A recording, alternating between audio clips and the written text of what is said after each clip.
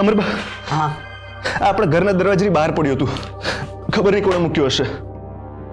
હશે નાળિયેર, કંકુ, કોઈ કે સોમનાથ દાદા રક્ષા કરજો. કોણે આ કારસ્તાન કર્યું હશે? અમને ખબર છે. કોણે? આપણા પરિવારની એક જ તો દુશ્મન છે. વેદિકા વહુ, કોયડામાં વાત ના કરો, સીધે સીધું બોલો. વિક્રમસિંહની દીકરી કેસર.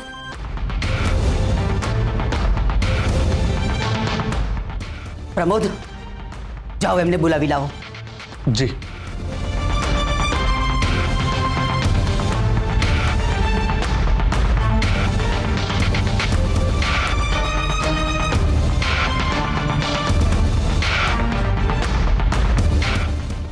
એ લોકો આવે છે.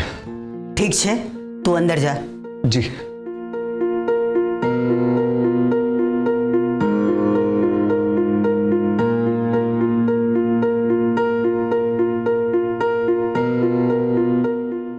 આ શું છે? આપણા ઘરની બહાર આ નાળિયેર તમે મૂક્યું હતું? ના, મેં નથી મૂક્યું. કેટલું ખોટું બોલશો તમે. ના સાસુમાં, હું સાચું કહું છું. મમ્મીના સમ ખાઈને કહું છું. આ નારિયેળ મેં નથી મૂક્યું. તમારી એક પણ વાત ઉપર હવે અમને વિશ્વાસ નથી રહ્યો.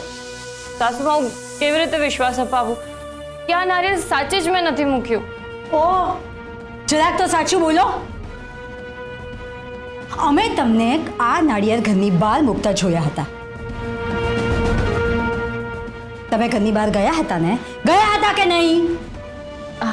હા, હું ગઈ હતી. મેં નારિયેળ પણ જોયું હતું, પણ ત્યાં નારિયેળ પહેલેથી જ પડેલું હતું. મેં નથી મૂક્યું. હે ભગવાન, કેટલું ખોટું બોલશો. અમને ખાતરી હતી બા કે આ ખોટું જ બોલશે. એટલા માટે જ અમે પ્રૂફ લઈ લીધું હતું.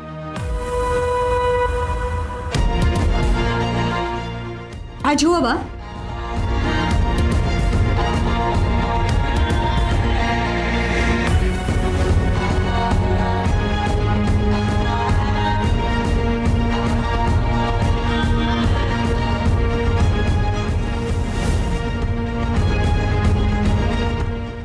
હર્ષવર્ધનભાઈ, તમે પણ જુઓ.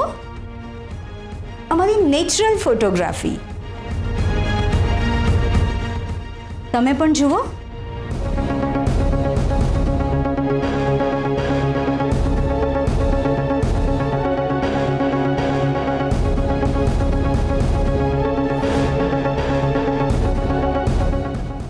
એક મિનિટ ભાભી.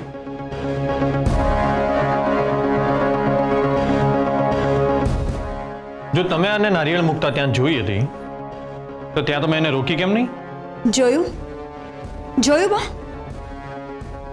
આટલું બધું થયું તેમ છતાં પણ આ સાચા અને અમે કંઈ નથી કર્યું તો પણ અમે ખોટા.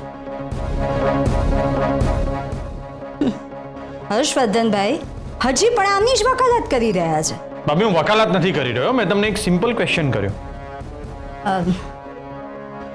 અમે એ વખતે એમને એટલા માટે નહોતા રોક્યા કે જો અમે રોકત ને તો એ વખતે અમને જ વિલન સાબિત કરત.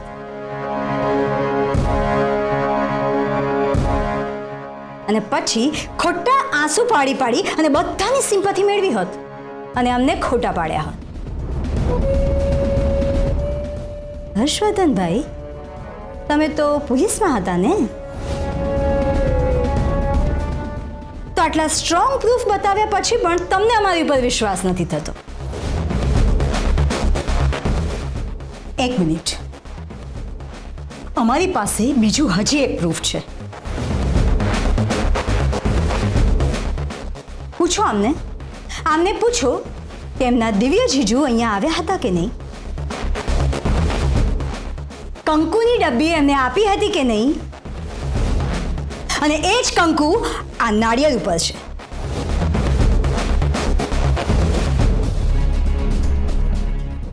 બોલો બોલો, તમારા જીજાજીએ તમને કંકુની ડબ્બી આપી હતી ને? હા, પણ એ તો માંધાનું કંકુ હતું.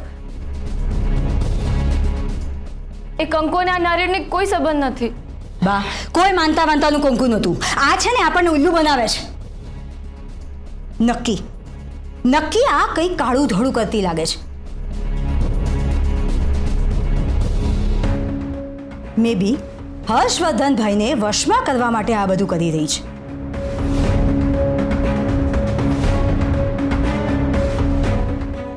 ભાભી, તમે કહો એના સબ, હું આવું કંઈ જ નથી કરી રહી. બસ, બહુ થયું હવે. આટલું થયા પછી પણ હર્ષવર્ધને તમારી સાથે લગ્ન કર્યા, તમને આ ઘરમાં રાખ્યા. થોડી તો શરમ કરો તમે.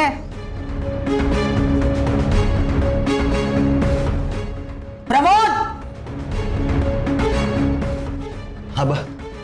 નાળિયેર ઉપાડો અને ઘરની બહાર છેક ઉકળે જઈને નાખી આવો. જી.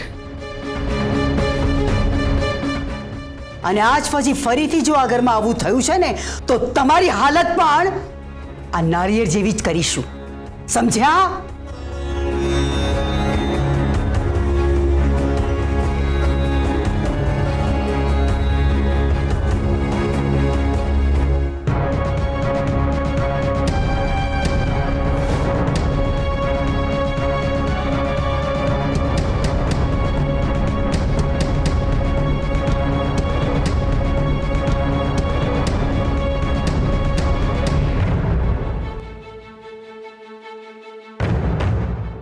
વાહ, હવે તમારે આ વિષય ઉપર ખુલાસો કરવો હશે, હે ને? હા બા. મેં નીચે એટલા માટે કોઈ ખુલાસો ના કર્યો કારણ કે વાત આડે પાટે ચડી જાય. અમારે એટલું જ કહેવું છે કે કેસર મારા માટે કે આપણા ઘર માટે આટલું હીન કક્ષાનું કાર્ય તો ન જ કરી શકે. અને કેસર પર પૂરેપૂરો વિશ્વાસ.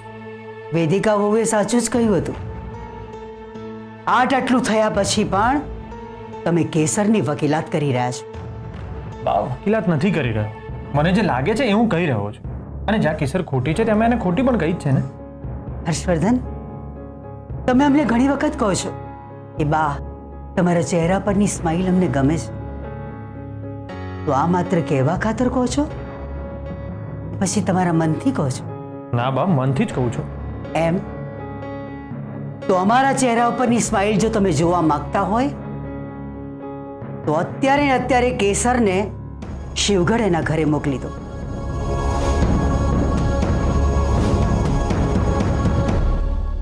કેમ કેમ વિચારમાં પડી ગયા?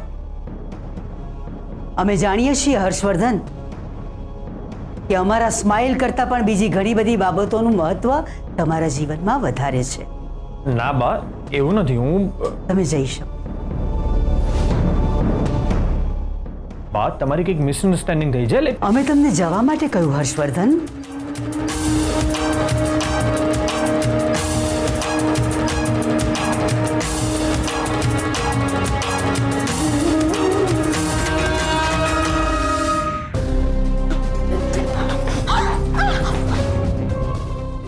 અમે કરેલી પૂજાનું તમે ખોટું નામ શું કામ આપ્યું?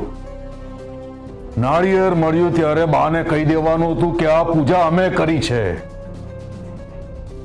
આમ કરીને તમે ગુરુજીએ સૂચવેલી પૂજાનું અપમાન કર્યું છે. હવે જો હર્ષવર્ધન અમદાવાદ ના ગયા ને તો આને માટે જવાબદાર તમે હશો. જુઓ, અમારો એવો કોઈ હેતુ નહોતો. હેતુ નતો પણ કર્મ તો કર્યું ને. હવે તમે કરેલા કર્મની સજા ભોગવવા પણ તૈયાર રહેજો. આઈ એમ સોરી. પ્લીઝ પ્લીઝ અમને માફ કરી દો.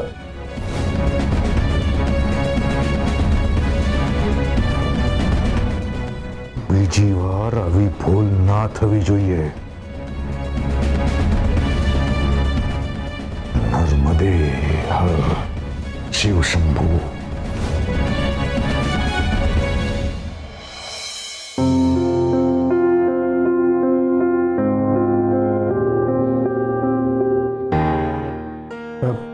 અમરબા, હું અંદર આવી શકું? આવો દશરથભાઈ.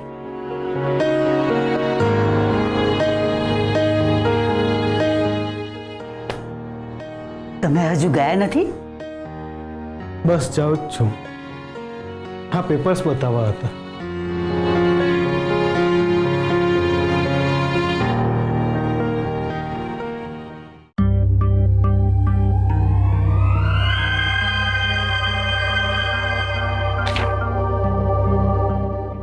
હા, શું Dasharathbhai? Digvijay power of attorney બનાવી દીધી? કેમ? માફ કરજો અમરબા, પણ આના વિશે મને કંઈ કહ્યું નથી. હવે તમે જ પૂછો તો સારું છે. ઠીક છે, આ બાબતમાં તમે અમને જાણ કરી, સારું કર્યું. તમે જઈ શકો છો. જય સોમનાથ. જય સોમનાથ.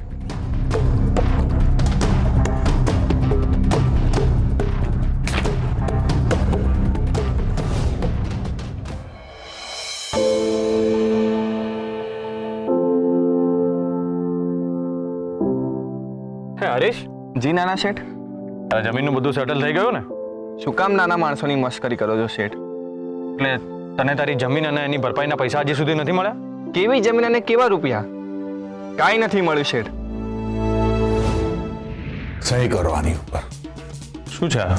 હરીશને એની જમીન પાછી આપવાની છે, એના પેપર્સ છે. અને એટલું જ નહીં, એને થયેલ નુકસાનના વળતર પેટે આપણે એને 2 લાખ રૂપિયા પણ આપીએ છીએ. શું વાત કરે છે? મેં જાતે તારા જમીનના પેપર્સ પર સહી કરી છે. તમે સહી કરી હશે, પણ મને કાંઈ નથી મળ્યું. અને મેં તો ત્યાં સુધી સાંભળ્યું છે કે મોટા શેઠે મારી જમીન એમના નામ પર કરી દીધી છે. મોટા શેઠ માટે આ કંઈ નવું નથી, એ આવું કરતા જ હોય છે. મારાથી મોટા શેઠ સામે બોલાય નહીં, એટલે મારી જમીનની વાત અહીં જ પતી જાય છે. જય સોમનાથ.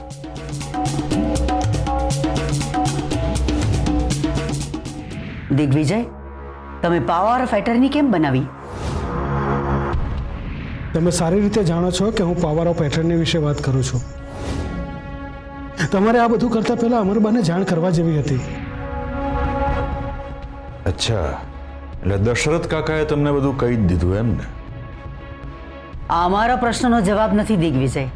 બા, તમને અમારા પર વિશ્વાસ નથી? ઠીક છે બા. એમાં એવું છે બા કે હર્ષવર્ધન હવે અમદાવાદ જવાના છે. તો નાના મોટા કામમાં એમની સહીની જરૂર પડે તો આપણાથી તો અવારનવાર અમદાવાદ જવાશે નહીં. અને હર્ષવર્ધન એમનું કામ છોડીને અહીંયા આવી શકે એ પણ શક્ય નથી. અને આમ પણ એનો બધો વહીવટ તો હવે અમે જ કરીએ છીએ ને, એટલે અમે પાવર ઓફ એટર્ની બનાવડાવી દીધી. પાવર ઓફ એટર્નીની કાંઈ જરૂર નથી દિગ્વિજય, કારણ કે હર્ષવર્ધન અમદાવાદ જશે કે નહીં એ પણ નક્કી નથી, અને અમે હજી સુધી એને પરમિશન પણ નથી આપી. હા, પણ બા તેમ છતાં હર્ષવર્ધન અમદાવાદ ગયા તો એ વખતે જોઈ લઈશું. અત્યારે તમે આપણા વકીલ ઉમેશભાઈને મળો અને આ પાવર ઓફ એટર્ની રદ કરાવો.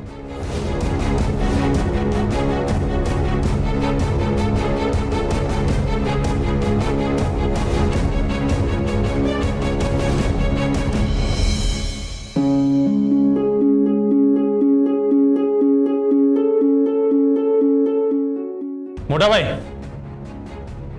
મારે તમારી સાથે એક ઇમ્પોર્ટન્ટ વાત કરવી છે.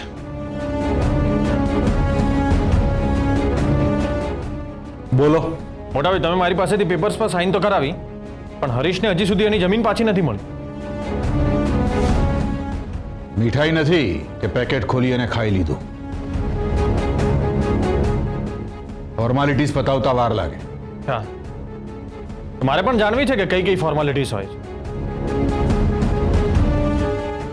મોટા ભાઈ, મેં ઉમેશભાઈ વકીલ અને દશરથ કાકા બંને સાથે વાત કરી છે. એમને તો મને આવી કોઈ જ ફોર્માલિટી વિશે વાત ના કરી.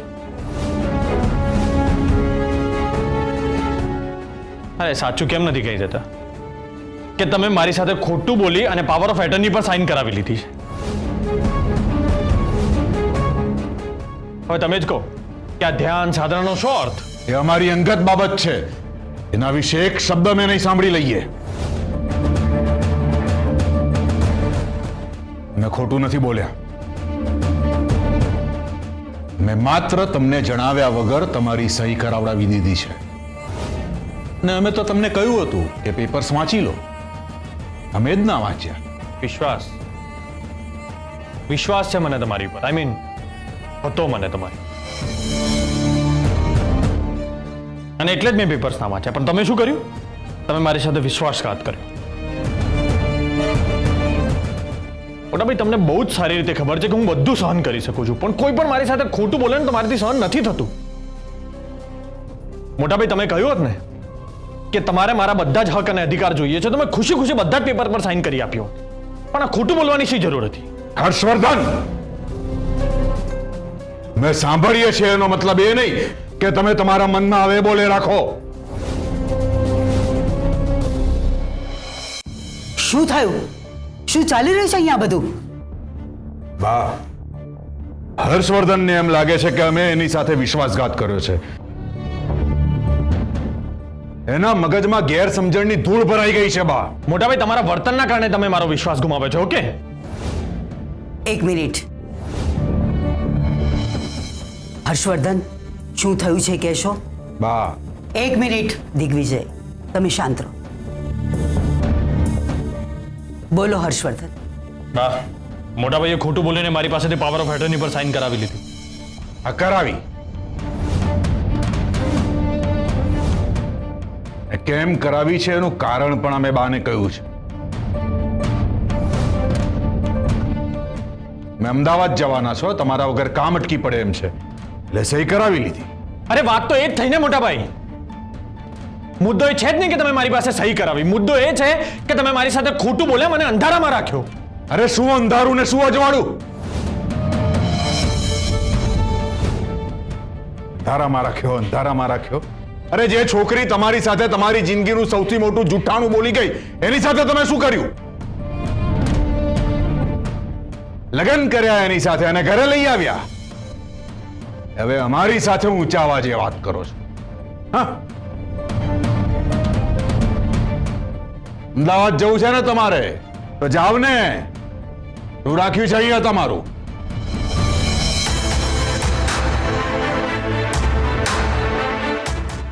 અચ્છા, તો ખરી વાત આ છે.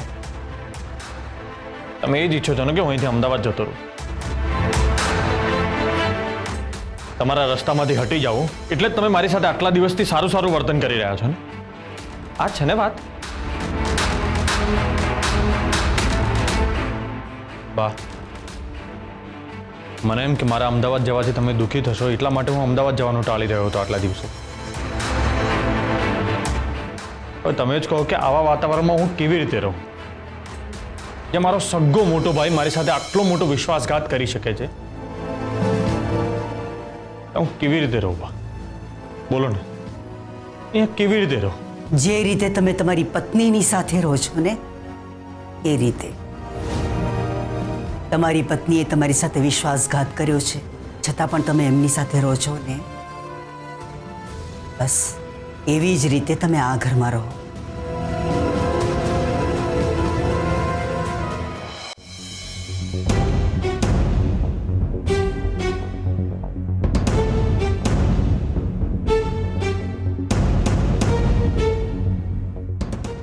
બા, તમે બિલકુલ ચિંતા નહીં કરતા. હા,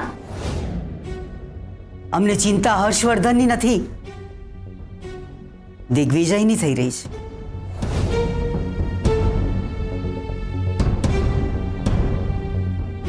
તમારો ટોન બદલાઈ ગયો બા.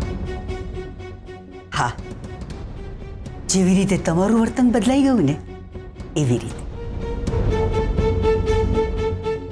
બીજાના કર્મોનો હિસાબ કરવાની વાત કરો છો, તમારા પોતાના કર્મોનું શું? એનો હિસાબ કોણ કરશે? બા પ્લીઝ, એક ચોખ્ખા શબ્દોમાં કહો.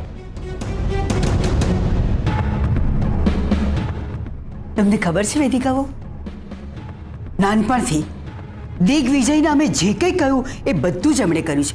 ઇનફેક્ટ અમે કંઈક કહીએ ને એ પહેલા બધા કામ થઈ જતા. અમને અમારા દિગ્વિજય પર બહુ અભિમાન હતું. બા, આજે પણ તમારો દિગ્વિજય એ જ છે કે તમારા પડ્યા બોલ ઝીલે.